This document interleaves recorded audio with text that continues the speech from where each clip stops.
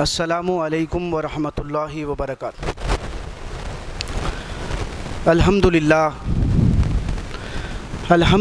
الذی لم یتخذ ولدا ولم یکن له شریک فی الملک ولم یکن له ولی من الذل وکبرہ تکبیرا۔ اللہ اکبر۔ اشہد ان لا الہ الا اللہ واشہد ان محمدا عبدہ ورسولہ، اما بعد۔ قال اللہ تبارک و تعالی فی القرآن المجید: اعوذ باللہ من الشیطان الرجیم، بسم اللہ الرحمن الرحیم۔ قل ان کان آباؤکم وابناؤکم واخوانکم وازواجکم وعشیرتکم واموال اقترفتموها وتجارۃ تخشون کسادها ومساکین ترضونها احب الیکم من اللہ ورسولہ وجہادا فی سبیلہ فتربصوا حتی یاتی اللہ بامرہ واللہ لا یہدی القوم الفاسقین۔ وقال النبی صلی اللہ علیہ وسلم: الدنیا مزرعۃ الآخرہ۔ محترم سامعین کرام، سورہ توبہ 24 نمبر کی آیت تلاوت کی گئی ہے، اس کے ساتھ ہی ایک اللہ کے رسول کا ارشاد۔ ان کے مطالب یوں ہیں: کہہ دیجئے اے نبی کریم صلی اللہ علیہ وسلم، ان کان آباؤکم، تمہارے باپ دادا،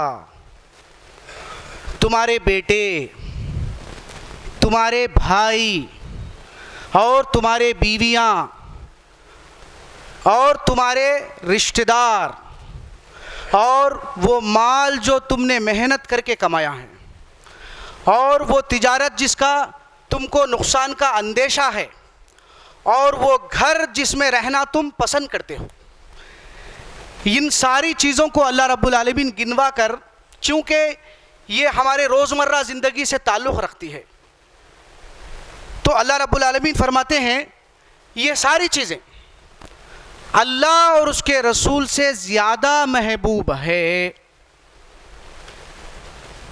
اور اللہ کے راستے میں جہاد کرنے سے، جد و جہد کرنے سے رکاوٹ بن رہی ہے، تو پھر تم منتظر رہو، انتظار کرو یہاں تک کہ اللہ رب العالمین اپنا فیصلہ سنا دے۔ اور ایسے فاسقوں کو، ایسے نافرمانوں کو اللہ رب العالمین ہدایت نہیں دیا کرتے۔ اور اللہ کے رسول کا جو ارشاد ہے، یہ دنیا کیا ہے؟ الدنیا مزرعۃ الآخرہ، دنیا آخرت کی کھیتی ہے۔ یعنی ایسا نہیں کہ تم جنگل میں جا کے زندگی گزارو، بلکہ اس دنیا میں رہو، اپنے بیوی بچوں کے ساتھ زندگی گزارو، اور معاشرتی حقوق ہے، حقوق العباد ہے، حقوق اللہ ہے، اور ایک حقوق العباد ہے، اور جس کے ذریعے تمہارا امتحان لیا جا رہا ہے۔ ظاہر سی بات ہے، جب تم کو دنیا میں بھیجا گیا ہے کہ یہ چیزیں تم کو دی گئی ہے، ان کے ساتھ ہی تم کو زندگی گزارنا ہے، تو پھر کیا بننا؟ یہ دنیا تمہارے لیے رکاوٹ نہیں بننا۔ آخرت میں دوزخ سے بچ کر مغفرت اور جنت کے مستحق بننے کے لیے یہ رکاوٹ نہیں بننا، بلکہ یہ دنیا ہی آخرت کی کھیتی ہے۔ اس دنیا میں جو فکر اور جو اعمال تم اختیار کرو گے، اس کا بدلہ تم موت کے بعد کی ابدی زندگی میں پاؤ گے۔ یہ جو ہے نا مطالب ہوئے۔ سب سے جو بنیادی بات ہمارے ذہنوں میں ہونا ضروری ہے، وہ یہ ہے کہ اللہ رب العالمین نے ہم کو اس دنیا میں کیوں بھیجا ہے، پھر ہم زندگی گزار رہے ہیں، کیا صرف کھاؤ پیو چلے جاؤ یہی مقصد زندگی ہے، یا کوئی مقصد اللہ رب العالمین نے ہمارے لیے متعین کیا ہے؟ یہ بہت بڑا اہم مسئلہ ہے، ہم کو اس مسئلے پر سنجیدگی کے ساتھ غور کرنا ہے قبل اس کے کہ ہم پر موت واقع ہو جائے۔ پھر موت جب واقع ہو جائے گی، انسان کو ہم عمل کرنے کا مہلت نہیں دیا جائے گا۔ تو اللہ رب العالمین فرماتے ہیں کہ خلق اللہ السماوات والارض بالحق ولتجزی کل نفس بما کسبت وہم لا یظلمون۔ اس کائنات کی تخلیق کی غایت کا مقصد اللہ رب العالمین بیان کر رہے ہیں۔ عبث نہیں پیدا کرے، ہم بیکار نہیں پیدا کرے، کھیل و تماشے کے طور پر نہیں پیدا کرے، بلکہ ایک اس کو وجود میں لانے کا ایک مقصد ہے۔ وہ مقصد کیا ہے؟ آسمان اور زمین اور اس کے درمیان میں جو کچھ بھی ہے ہم نے بے مقصد نہیں پیدا کیا بلکہ حق کے ساتھ پیدا کیا. وہ حق یہ ہے کہ انسان کو دنیا میں عمل کرنے کی مہلت دیا جائے اور اس کے اعمال کا بھرپور بدلہ دینے کے لیے میدان حشر برپا کریں گے. وہاں پر انسانوں کے اعمال کا بھرپور بدلہ جنت یا جہنم کی شکل میں دیا جائے گا. یہ مقصد. پھر اللہ رب العالمین فرما رہے ہیں ابتدا ہی سے ہمارے مقصد حیات کو متعین کر دیے. اللہ رب العالمین کا شکر ہے پیدا کرنے کے بعد اللہ تعالیٰ نہیں چھوڑے ہم. انا ہدیناہ السبیل اما شاکرا و اما کفورا. ہم نے انسان کو سننے کی دیکھنے کی صلاحیتیں بخشنے کے بعد ہم نے اس کو ایک ہدایت کا راستہ فراہم کیا. اب تم گویا کہ اللہ رب العالمین کا شکر ادا کرتے ہو یا اس کے ساتھ کفر کا رویہ اختیار کرتے ہو. اللہ رب العالمین ہماری امتحان لے رہے ہیں. تو اب اس امتحان میں کامیابی ناکامی کا راستہ جب بتایا ہے پروردگار, جو اللہ تعالیٰ نے ہمارے لیے جو دین پسند کیا وہ دین دراصل دین اسلام ہے. ان الدین عند اللہ الاسلام. بے شک ہم نے انسانوں کو کے لیے جو طریق زندگی, طریق بندگی, طریق عبادت جو پسند کیا ہے وہ دین اسلام ہے. وَمَن يَبْتَغِي غَيْرَ الْإِسْلَامِ دِينًا فَلَن يُقْبَلَ مِنْهُ وَهُوَ فِي الْآخِرَةِ مِنَ الْخَاسِرِينَ. اللہ کے متعین کردہ دین کے خلاف تم اگر عمل کرو گے, اللہ کے متعین کردہ مقصد حیات کے خلاف تم اگر زندگی کو پسند کرو گے, اپنی منچاہی زندگی گزارو گے, خواہشات کی نفس کی پیروی کرو گے, برے خواہشات نفس کی پیروی اختیار کرو گے, دنیا برائے دنیا کا نظریہ اختیار کرو گے, اور وہ دین اللہ کا نہیں ہے, دین اللہ نہیں ہے بلکہ غیر اسلام دینا, اسلام کے خلاف جو بھی دین ہوگا وہ دین اللہ کو پسند نہیں ہے, اور اس کا جو انجام ہے بدلے کے اعتبار سے جو انجام ہوگا وہ نقصان ہوگا, آخرت میں عذاب ہوگا. تو وہ دین کیا ہے؟ الحمدللہ اللہ تعالیٰ جو ہے نا ابتدا ہی سے ہمارے لیے مقصد زندگی کو متعین کر دیے. قُلْ نَهْبِطُوا مِنْهَا جَمِيعًا فَإِمَّا يَأْتِيَنَّكُم مِّنِّي هُدًى فَمَن تَبِعَ هُدَايَا فَلَا خَوْفٌ عَلَيْهِمْ وَلَا هُمْ يَحْزَنُونَ وَالَّذِينَ كَفَرُوا وَكَذَّبُوا بِآيَاتِنَا اولئک اصحاب النار هم فیہا خالدون. آدم, حوا اور شیطان, تم سب یہاں سے اتر جاؤ. قل نہبطوا بعضکم لبعض عدو ولکم فی الارض مستقر ومتاع الی حین. جہاں تم جا رہے ہو تم بعض کے دشمن ہو, تم کو ایک وقت مقرر تک کے لیے دنیا میں زندگی گزارنا ہے, اس کو استعمال کرنا ہے, اس کو برتنا ہے, پھر یہاں سے اتر جاؤ. وقتاً فوقتاً پروردگار کی طرف سے ہدایتیں آتی رہے گی. جو انسان مقصد حیات کو متعین کر کے موت کے بعد کی ابدی زندگی میں دوزخ سے بچ کر مغفرت اور جنت کے مستحق بننے کے لیے اللہ کو الہ واحد مانے گا اور اس کی ہدایات پر عمل کرے گا, تو اس کے لیے کسی خوف اور رنج کا موقع نہیں ہوگا. دوزخ میں جانے کا خوف اور جنت کی نعمتوں سے محرومی کا غم نہیں ہوگا. جو میرے ہدایات کے خلاف, میرے ہدایات کا انکار کرے گا, میرا انکار, مجھے الہ واحد نہیں مان رہا, کیا کر رہا ہے؟ الہ مان رہا, اور دوسرے مخلوق کو اللہ کی ذات میں شریک کر رہا ہے, مردہ غائب ہستیوں کو پکار رہا ہے, اسباب کی دنیا میں بغیر اسباب کے بھی نفع اور نقصان کا تصور ہے, جیسے کہ شیطان ہمارے دلوں میں وسوسے ڈال کے جو ہے نا مبتلا کر دیا. بغیر اسباب کے بھی, جادو سے بھی, نظر لگنے سے, اور کیا ہے فلاں آیت کو پڑھ کے پھونک لینے سے جسمانی امراض کی شفا ہوتی ہے, فلاں, یہ پورے کیا ہے اسباب کی دنیا میں بغیر اسباب کے بھی فلاں آیت پڑھنے سے, فلاں منتر پڑھنے سے کسی انسان کو ضرر نقصان پہنچا سکتے ہیں کا تصور شیطان کا پیدا کرتا ہے. میرے ہدایات کا خلاف انکار کرے گا, جبکہ بار بار قل اللہ اعبدوا مخلصا له الدین فاعبدوا ما شئتم من دونہ قل ان الخاسرین الذین خسروا انفسهم واہلهم یوم القیامہ الا ذلک هو الخسران المبین لهم من فوقهم ظلل من النار ومن تحتهم ظلل ذلک یخوف اللہ به عبادا یا عبادی فاتقون. اللہ تعالیٰ اپنے کتاب میں واضح طور پر دین کو خالص کر کے مجھے پکارو, خبردار خالص دین اللہ ہی کے لیے ہے. اللہ ہونا, بندہ ہونا, اللہ اور بندے کے درمیان میں جو چیز بھی حائل ہو جاتی ہے وہ طاغوت کی بندگی کی تعریف میں آتی ہے۔ شیطان کیا کر دیا؟ تعویذ لٹکا لینے سے، دم کر لینے سے، پھونک لینے سے، فلاں رات میں برکت ہے، فلاں دن منحوس کا ہے، کیا ہے یہ سب چیزوں میں چکر میں لگا دیا ہے، اللہ کی اس بندگی سے کاٹ دیا ہے بندوں کو، کیا ہے مردہ اور غائب ہستیوں سے اپنے جو ہے نا قرب الہی کا ذریعہ سمجھنا، یہ سارے مشرکانہ عقائد ہے۔ کیا بول رہے ہیں اللہ تعالیٰ؟ سورہ زمر کی آیتیں ابھی آپ کے سامنے میں تلاوت کیا ہوں، قل اللہ اعبدوا مخلصا لہ الدین، کہہ دیجئے آپ اے محمد صلی اللہ علیہ وسلم، دین خالص کس کے لیے ہے؟ اللہ ہی کے لیے۔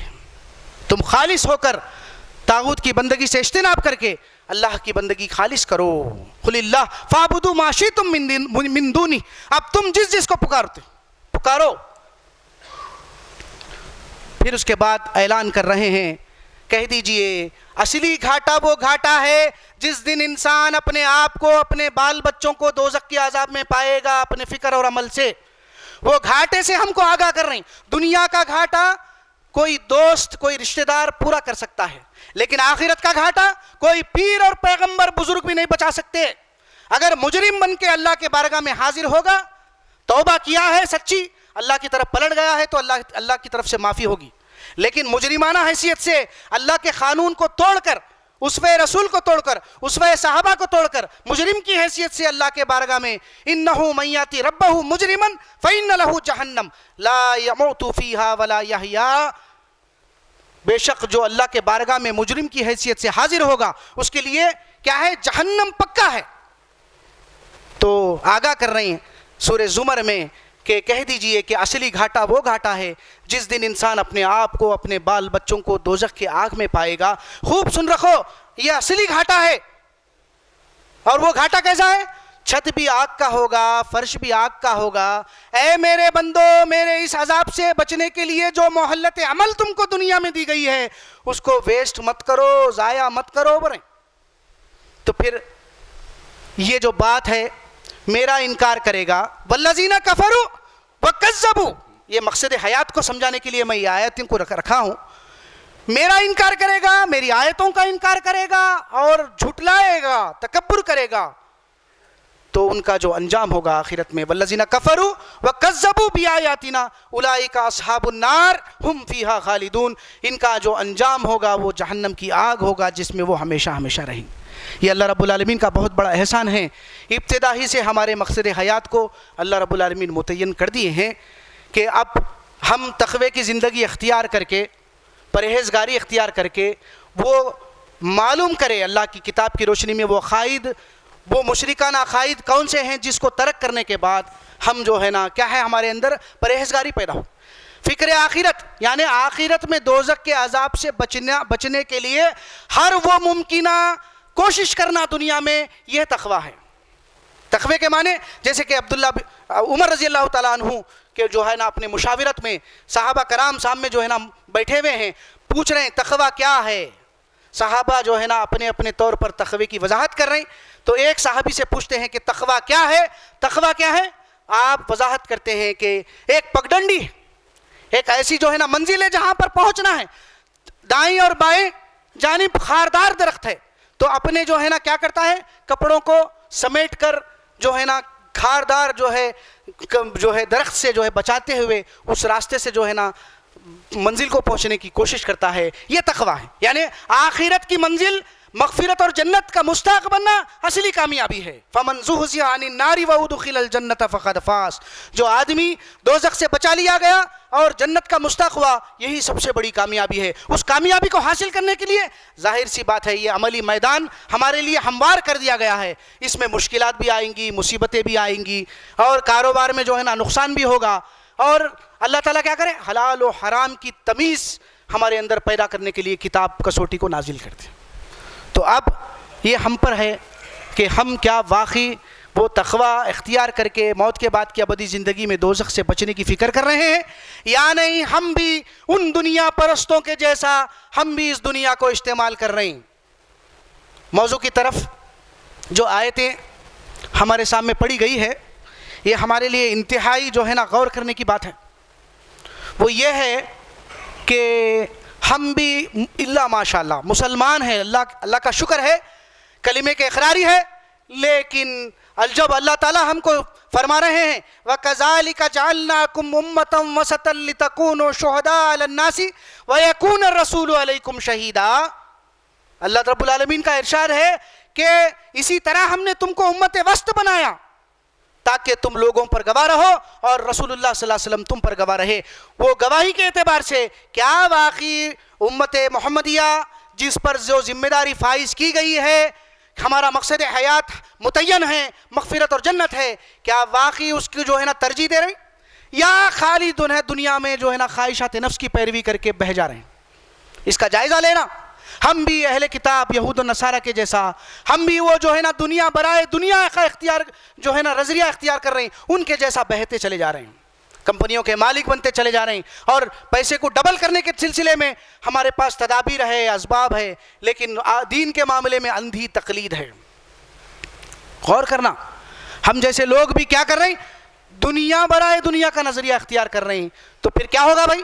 اللہ رب العالمین کا جو ارشاد ہے نا سورہ بقرہ کی 64 نمبر کی آیت ہے غالباً، ضُرِبَتْ عَلَيْهِمُ الذِّلَّةُ وَالْمَسْكَنَةُ وَبَاءُوا بِغَضَبٍ مِّنَ اللَّهِ۔ اہل کتاب یہودیوں کے تعلق سے خاص کر یہ بات فرما رہے، دنیا کی لذت کے خاطر، زبان کی لذت کے خاطر وہ جو من و سلوہ غذا اتر رہی تھی، اللہ رب العالمین امتحان لیے ان کا۔ اب تم کو کوئی معیشت کے سلسلے میں محنت کرنے کی ضرورت نہیں ہے، اب تمہارا کام یہ ہے کہ اللہ کی بات اللہ کے سامنے رکھنا۔ لیکن کیا کرے؟ ہم کو گیہوں ہونا، ککڑی ہونا، مسور کی دال ہونا، فلاں ہونا۔ اے موسیٰ تم اپنے پروردگار سے دعا کرو کہ ہم کو اللہ رب العالمین زمین سے پیدا ہونے والی چیزیں کھلائے۔ موسیٰ علیہ السلام کہہ رہے ہیں ارے اعلیٰ کے مقابلے میں جس جو ہے نا مقصد حیات اللہ تعالیٰ نے تمہارے لیے متعین کر دیا، ارے اس دعوت کے لیے تم کو بلا رہا ہے، تمہارے گناہوں کو معاف کر کے تم کو عذاب جہنم سے بچائے، لیکن تم ہے کہ دنیا برائے دنیا کا نظریہ اختیار کر رہے ہیں، اپنی زبان کے لذت کے خاطر وہ چیزیں مانگ رہے ہیں، اعلیٰ کے مقابلے میں ادنا کو پسند کر رہے ہیں۔ تو جاؤ اس زمین پہ جہاں پر جو ہے نا کاشتکاری کرو اور محنت کرو۔ اس طرح ذلت اور رسوائی ان پر چسپا کر دی گئی، مار دی گئی ذلت اور رسوائی۔ یہ قیامت تک کا معاملہ ہوگا، قیامت تک یہ اطلاق قیامت تک ہوگا۔ ان صرف یہودیوں پر جو ہے نا نہیں ہے یہ بات۔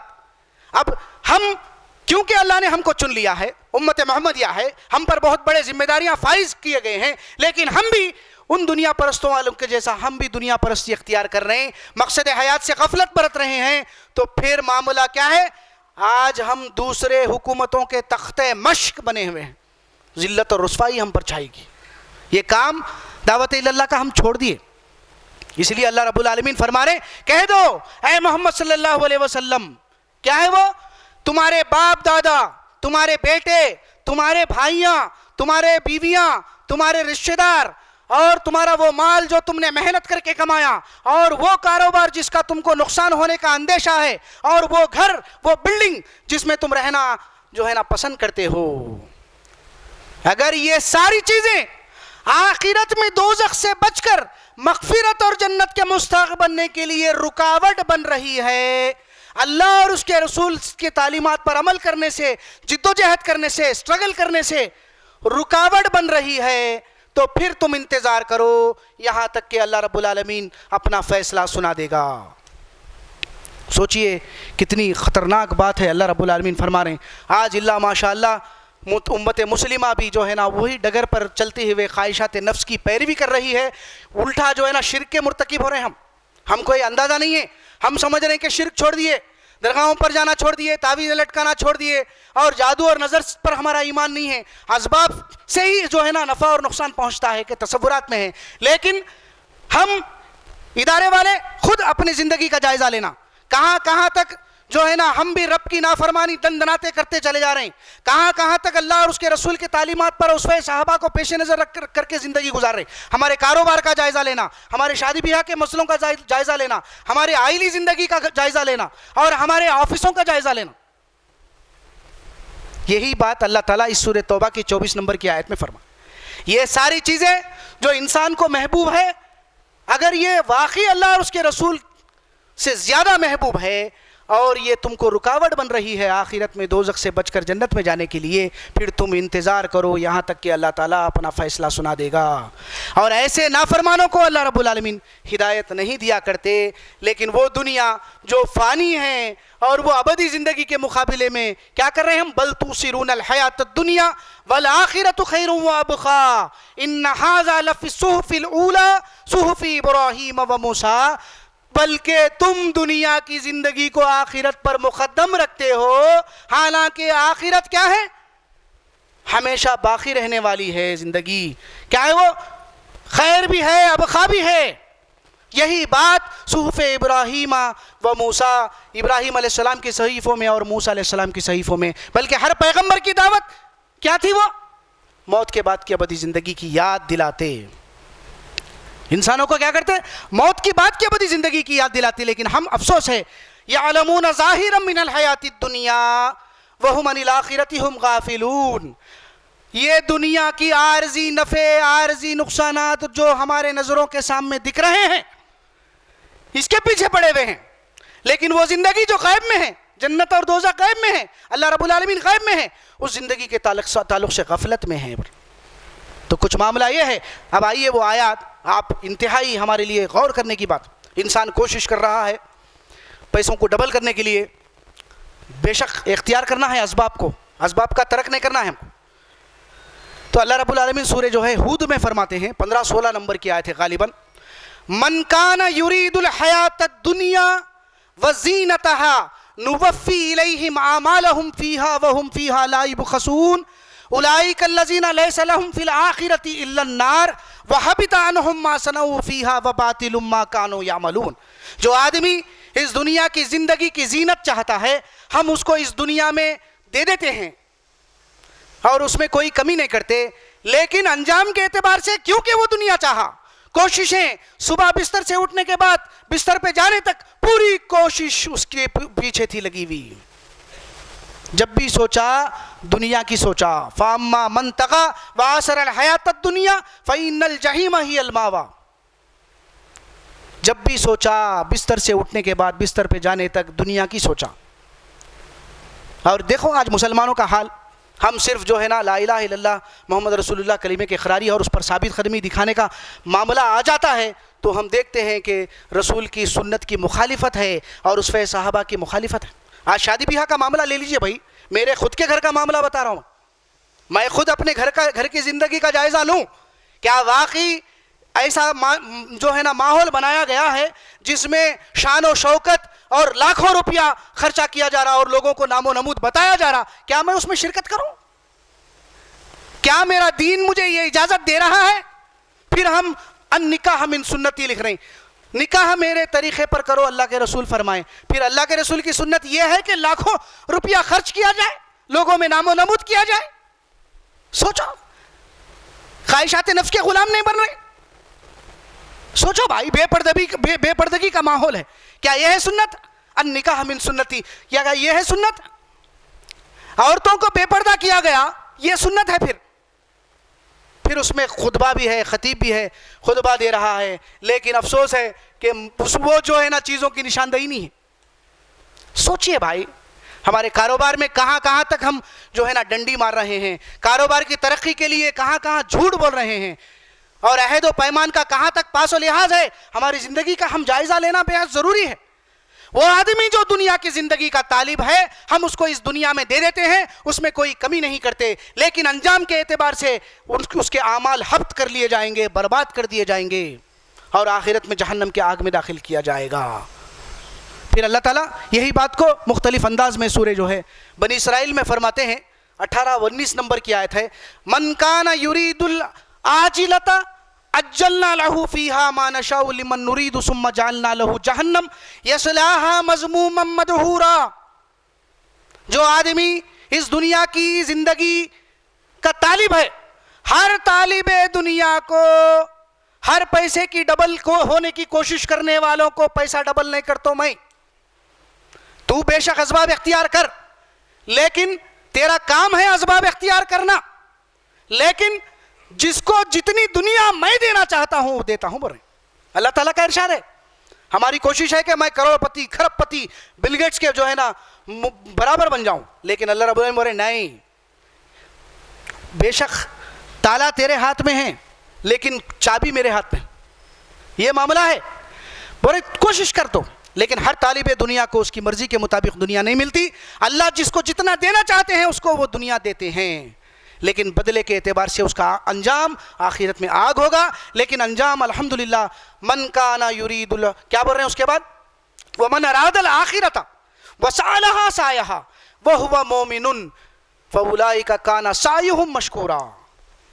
جو آدمی آخرت کا حریص ہے، آخرت کا طالب ہے، یعنی آخرت میں دوزخ سے بچ کے مغفرت اور جنت کا مستحق بننا چاہتا ہے، تو شرط یہ ہے کہ اس کا ایمان شرک سے پاک ہونا.